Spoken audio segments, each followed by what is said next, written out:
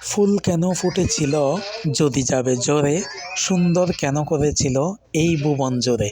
আসসালামু আলাইকুম প্রিয় ভিউয়ার্সরা, আশা করছি সবাই ভালো আছেন।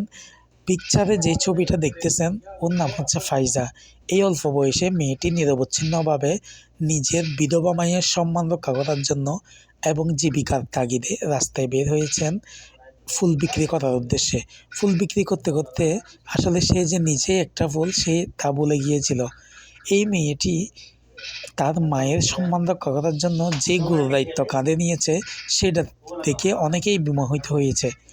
এই ফাইজা যে বয়সে খেলাধুলা করার কথা, স্কুলে যাওয়ার কথা, সেই বয়সে সে ইনকাম করার জন্য রাস্তায় নেমেছে। মেয়েটির দায়িত্ব নিয়েছে বর্তমানে সিলেটের কৃতি সন্তান ফাহিম ভাই। তরুণ প্রজন্মের জন্য একজন আইকন হিসেবে এই মেয়েটি তার মায়ের ক্ষেত্রে উদাত্ত দৃষ্টান্ত স্থাপন করেছে।